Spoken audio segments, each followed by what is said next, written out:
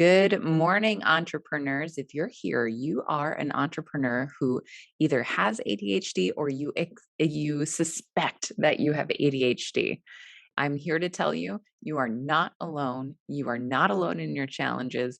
You are not alone in realizing that ADHD is stopping you from getting things done. You are not alone in understanding that your ADHD is both a benefit and something you have to work through as a business owner. Let's get started today in figuring out how you, as a business owner, can grow your business, can profit, can stay on track, can actually do the things that you need to do as a business owner using your ADHD and working with your ADHD. I strongly believe that the business owners I know, and myself included, are really, really good at being business owners because we have ADHD, because we can hyper focus, because we're creative, because we think outside the box. So don't worry, that is working with you. Let's figure out how to work around some of the issues so that you can thrive as a business owner, grow your business, and make a lot of money in the process. Okay. Entrepreneurs with ADHD, how to grow your business when you have ADHD. That's what we're doing here. Today we are covering what's ADHD. So what is it? So if you suspect that you have it, you might not have it. You very well might have it. If you suspect that you have ADHD, we're going to go into that.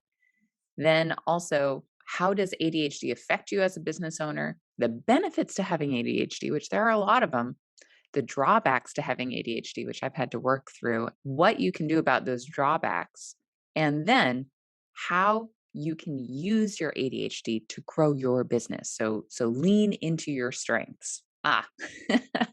So I have a slide here to remind myself to introduce myself. My name is Catherine Vanderlaan. I'm the managing partner and financial coach at SaverStreet.com.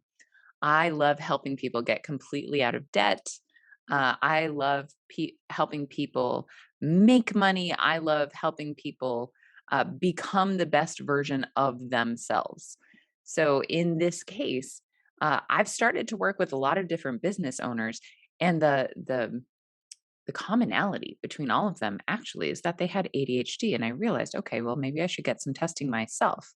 So I started doing that. I started getting some testing. I started realizing that maybe there was more to this than I thought.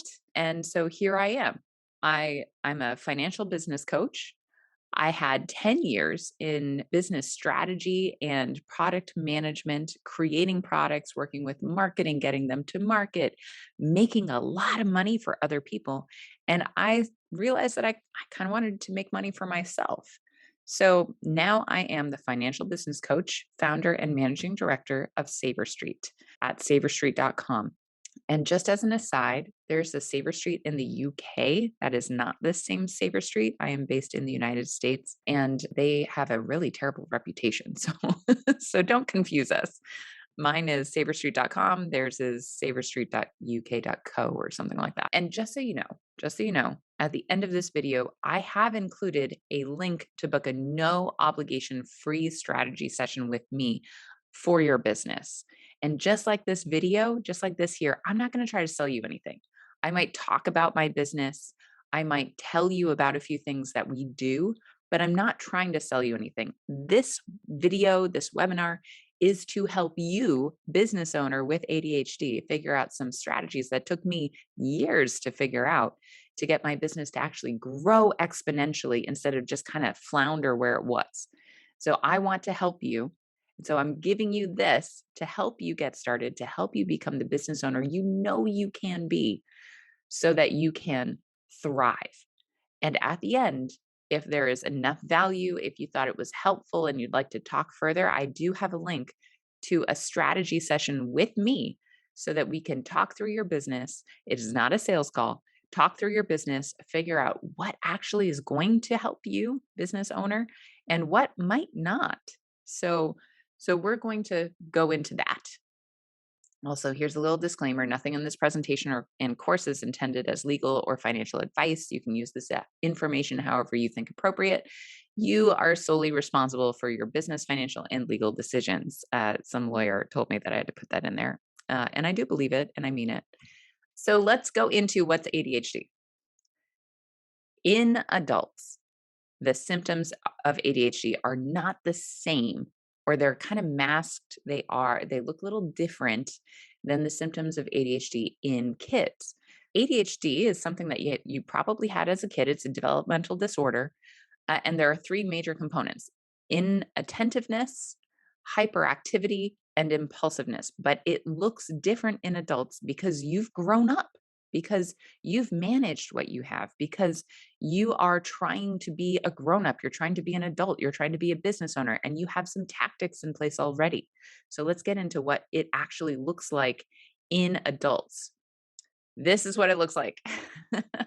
What's ADHD in adults? Carelessness or lack of attention to detail, not being able to see all the little details because your mind is running 1,000 RPMs, reps per minute. It means interrupting and feeling bad about it usually because you've been taught not to. And it's hard to stop yourself. It means starting new tasks before finishing old ones. That is a major thing for me. Finish a project. It means poor organizational skills. Maybe you think that you're really disorganized. The inability to focus or prioritize, that's a huge one. Continually losing or misplacing things, forgetfulness, restless and edginess, speaking out of turn, again, like interrupting, mood swings, irritability, maybe a quick temper, the inability to deal with stress, extreme impatience, and taking risks in activities. Those I'm not a psychologist, but those are psychologist compiled symptoms of ADHD in adults. And let me tell you, as a woman, ADHD looks a little bit different in women than it does men. So, ADHD in women is a little bit more defined because we have different expectations set on us, and we have been trying to function in a different way than men in society, at least in the United States. So, it looks a little bit different. If you're a woman with ADHD, maybe look up those symptoms as well to see if you have it. But this is a pretty good list. It definitely speaks to me. There are some other things that I do as well as a woman with ADHD, and it runs in my family. I have 7 siblings, and definitely a few of us have ADHD. We also suspect my parents. So, what does ADHD look like for a business owner? Now, these are all the good things. Okay. Taking risks other people wouldn't take. Did you know that business owners are 3 times more likely to have ADHD than other people? And it's because of our ability to want to take risks. We like taking risks. We're okay with taking risks, okay? And starting a business is a big risk. I actually didn't even think of it as much of a risk, just as a fun thing to do. ADHD business owners also use their creativity or our creativity to solve challenging problems in the marketplace. We apply our creativity, our ability to think outside the box. And if you can't tell already, we're enthusiastic and full of energy. And that energy doesn't look like a little boy jumping off the walls and running here and there. It can look like talking a little bit fast. It can look like being passionate.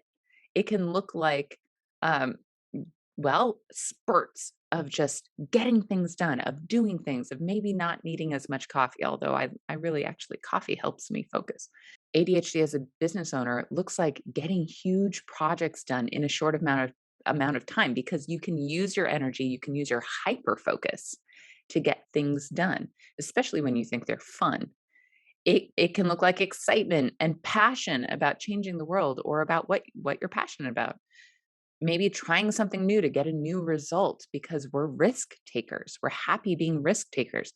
It can mean seeing the big picture very clearly. You know what you want to accomplish. You are a natural born leader, or so people have told you, because you can see where you want to go and how to get there. You might not see the details. That's what we surround ourselves with other people for, but you know where you want to go. You're a natural born leader.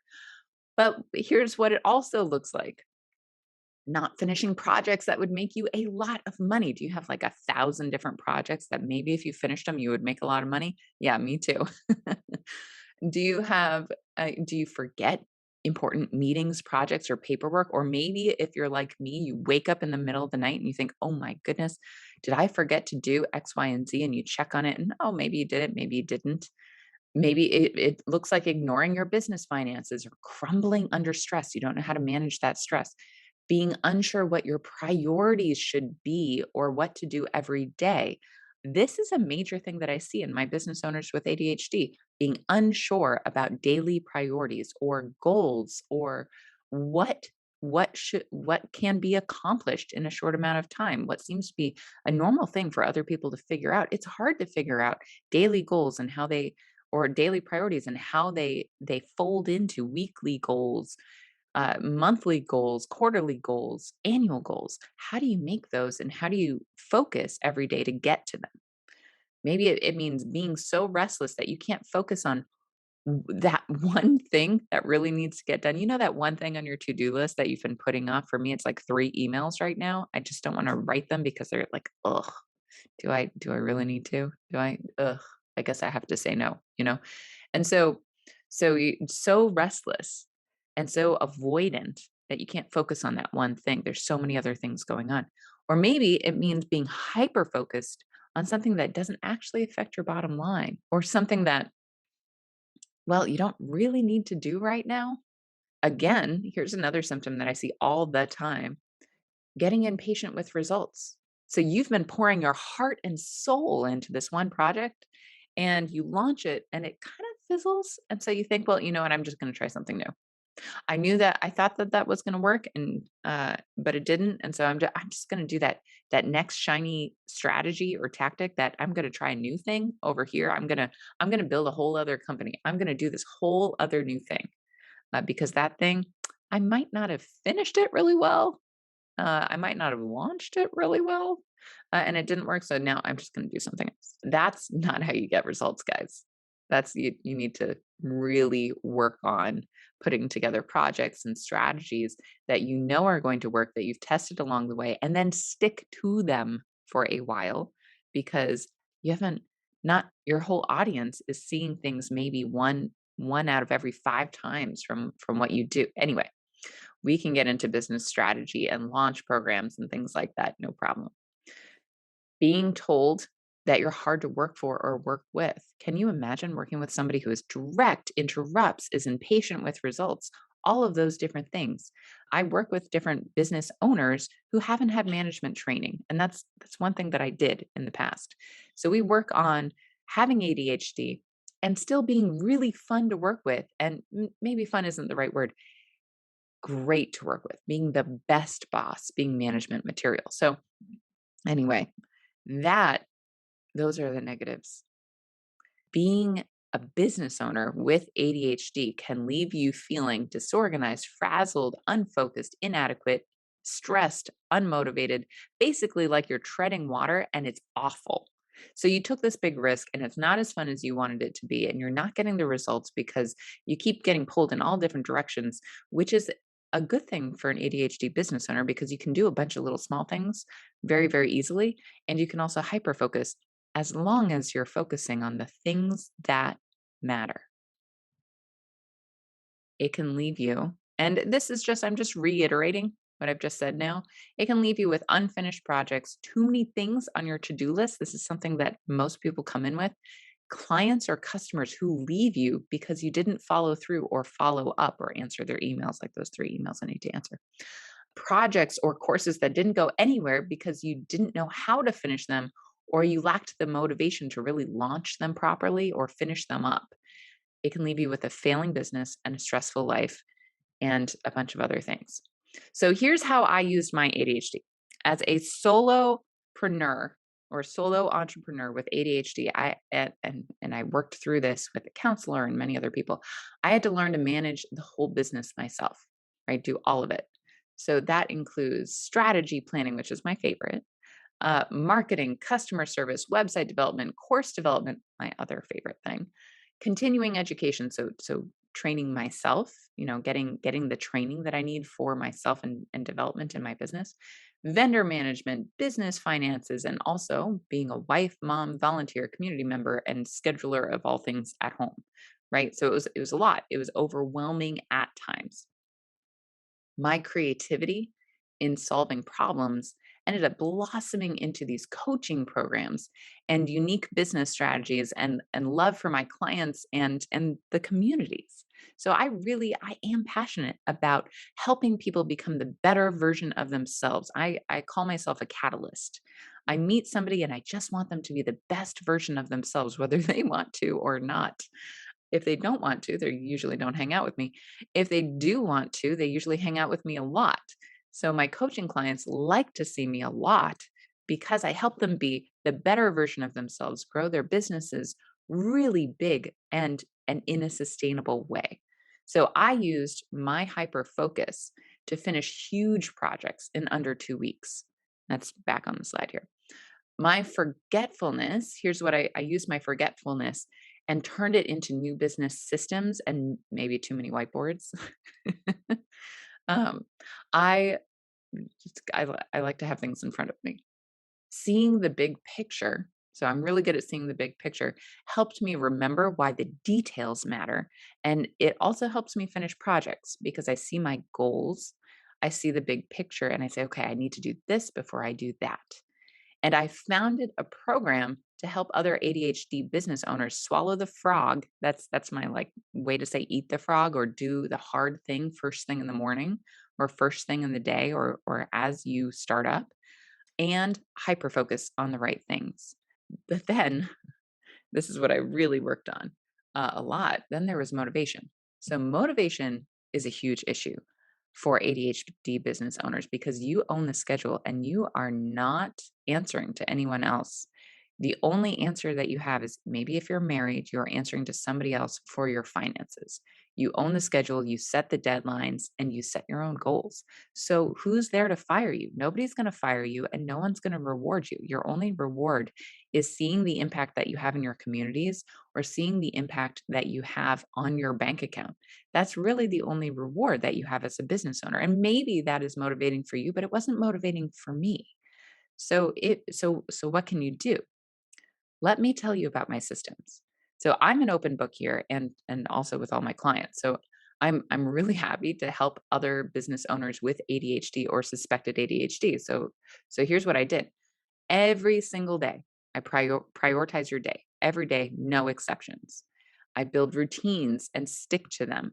I automate everything that I can so that I don't have to remember it. Okay. So, using or realizing that I'm very forgetful, I create systems and I automate things.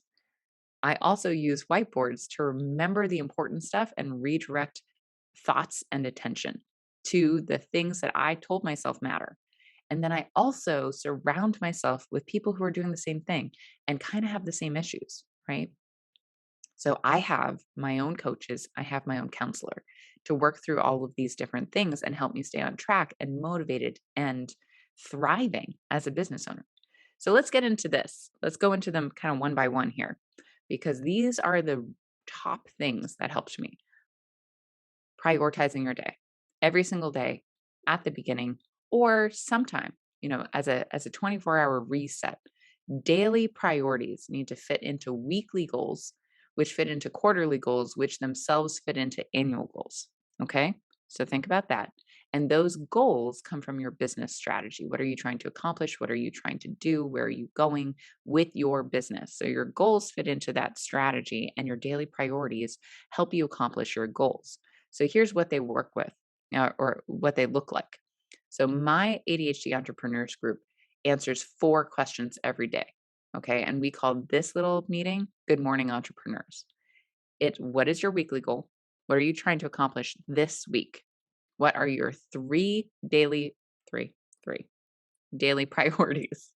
What must you, so I call it the must do item, what must you complete today? What's important and pressing? What do you need to complete today? Very few people have nothing for that category.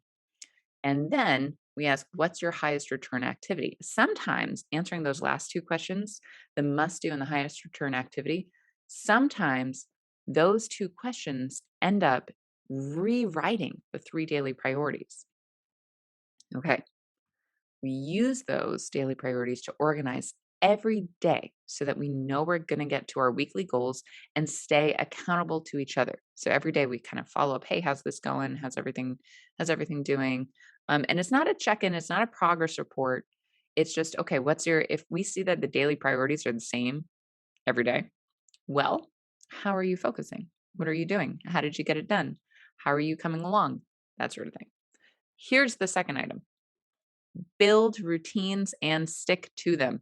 An entrepreneur is dead without routines. Okay. If you don't have a routine for your business and you are a business owner, maybe with or without employees, a solopreneur, or just an entrepreneur with a bunch of employees, routines are going to keep you focused and keep your business running smoothly.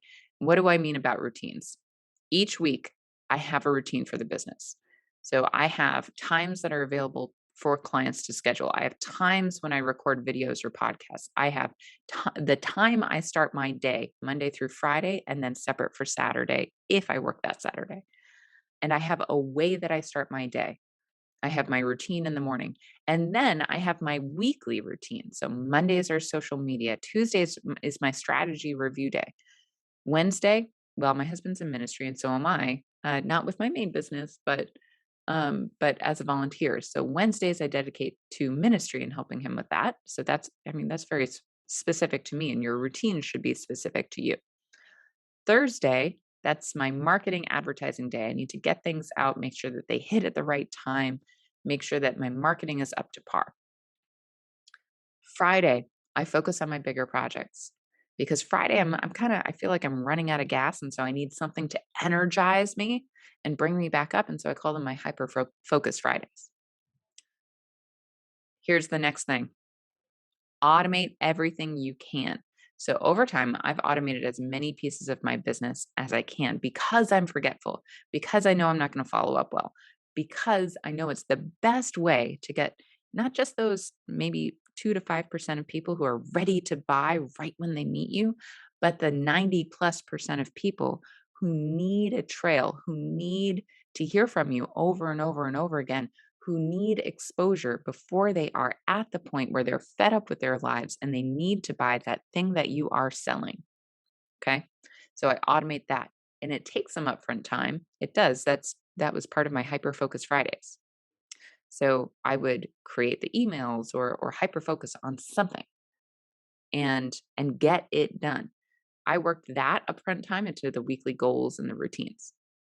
These are the things that I've automated. Then I also use whiteboards. So I've talked about my whiteboards.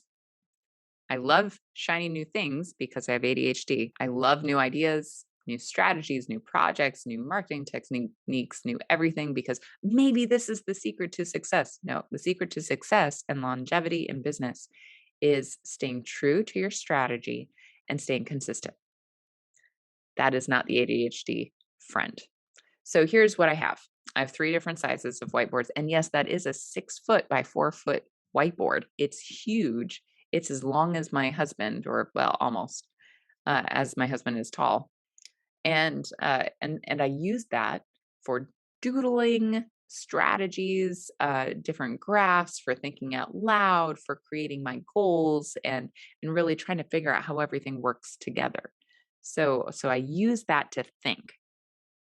Then I have my 3x2, and I use those for weekly goal management and customers, keeping my top customers on there so I know to follow up. And so I look at them almost multiple times a day, and I think, okay, where are they? What are they doing? How can I help them? So I put their names right in front of me, and I work. They're my one-on-one customers, and I work with them in that one-on-one way, in a way where I'm constantly thinking about their situation and what could help them improve their situation. What questions do I need to ask them? Where are they in their business? What are they struggling with? Let's see this in a different way. That's how I use my 3x2, is just what is currently going on and what do I need to think about now? Then I have my 1x1. Yeah, it's tiny. It's a little desktop whiteboard. And in that one, I have my importance quadrants and my daily priorities. So one side I have all of the tasks, everything that I can think of that I need to do or send out to somebody to do. I put it in my importance quadrants. so that it's out of my brain and I can refocus on that thing that I need to do. And on the other side, I put my daily priorities. Sometimes I use it for social media posting. The very last thing that I did, and this made the biggest difference, was surrounding myself with people. So when I worked for a when I worked in a company, so as an employee of a company, not an entrepreneur yet, I was struggling with undiagnosed ADHD and I had no idea. I just thought, okay, well, I'm a different kind of person and I need different things and it's going to be fine. And I ended up in a product manager role managing multi-million dollar products, right? They hired me because I was creative, I looked organized, I was a driven person, I was passionate, I had energy. They thought, okay, well, she's smart. She can probably do this. She can lead a team. It'll be great. Now, I've always been driven to start projects, but not finish them, right? So this is the perfect role for me because I could pass off my projects and somebody else would finish them. And then I would put other people in charge of following up. And I've always had passion seep off me like a tidal wave. If you can tell, it just kind of whoop, seeps right off me. I'm organized because I learned early on that if I wasn't organized, I'd forget things and let people down. Now, when you're an entrepreneur, the only person you're really letting down is yourself. So that doesn't work anymore, does it? And I'm creative because, well, that's just how the ADHD brain works. But here's the problem. I wouldn't do things for myself.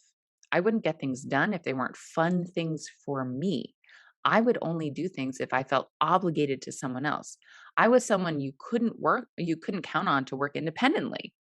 And unless it was in my area of genius, unless it was like strategy, business strategy, or financial planning, or something like that, then you could count on me because I loved it. I loved it. But I knew things like marketing copy, things like that. I knew that I had to get it done. And my coworkers liked me because I genuinely cared about them, even though I was a little abrasive at times and can still be abrasive. It comes from it comes from a genuine care about them, and so they realized that and they started liking me, and because I listened to them and gave them credit in meetings for their areas of genius, and also because we made a lot of money. So um, they loved working on my team. So they worked with me to figure out how can we get things done? How can we get you to do that thing that you don't want to do that we need you to do? Catherine, let's get it done. Anyway, here's what we did. We came up with this system to get me to finish projects, things like marketing copy. They'd sit on me, not literally, not literally. They weren't like sitting on my lap. That would be inappropriate. They'd come into my office and work right next to me so that the person I owed something to is right in front of me. They'd be right there and I couldn't ignore them. That kept me accountable and it kept me kind of working through the drudge work. Okay. And then COVID happened. So that was a few years before COVID. And then COVID happened and we all moved to working from home. And I had actually started this business right before then. So I was doing both at the same time. And my ADHD little brain was trying to do a full-time job and start this business. And then it got really bad because people had to sit on me, but they couldn't be right in front of me. And I had more things to distract myself with. So then we kind of adapted. So then they said, okay, well, I can't sit on you in your office. So we're going to sit on each other on Zoom. And we started meeting on Zoom and it still worked. And it was silent. We weren't talking to each other. We just, at the very beginning of the meeting, we said, hey, what are we going to get done? And so then we would get done the thing that we needed to get done together. They would do one thing and I would do the thing that they asked me to do. Uh, and then we started meeting on Zoom even when we didn't owe each other anything. When I didn't owe them anything, I owed somebody else something and they weren't necessarily on my team. Um, we just had to swallow the frog. And it kept working. We just kept sitting in front of ourselves or each other on Zoom and working to swallow the frog. And we'd say, okay, well, I'm going to do this. And they'd say, okay, I'm going to do that. And we would do it. And then, sorry, there's a lot of it and thens. Then I left the company and started working for myself. I was just that entrepreneur. I'd grown the business to a point where it was largely replacing my income. And I felt like I could go. I could go and jump ship. And this risk was proving itself out. And I just wanted to work for myself. It was a lot managing a business and a full-time job. So I just wanted to manage the business. And then I didn't have anyone to sit on me. And then who was going to tell me what then who was going to keep me accountable? And I fell apart. I'm just going to be super honest. I fell apart. I became totally unmotivated. I wasn't doing the stuff that I needed to do. I had the strategies, I had the whiteboards, I had everything else, but I didn't have the motivation and I wasn't getting the stuff done that I absolutely needed to get done to run this business. So I went to counseling. I pulled in some business coaches. I pulled in a business partner. I asked for help from other coaches that I was in community with. So we were all kind of doing the same thing, trading secrets and helping each other out. And then I finally I put out an ask, "Hey, can somebody sit on me in the mornings? I just need someone to sit on me." And well, that kind of went over not well. I had to explain myself. But one person bit and said, "Yeah, I'll do it. Yeah, let's get things done together. Yeah, I also have ADHD. Let's get it done together." So then we did that. We started those Zoom meetings and we started a community of entrepreneurs who were helping each other just get things done and prioritize their day.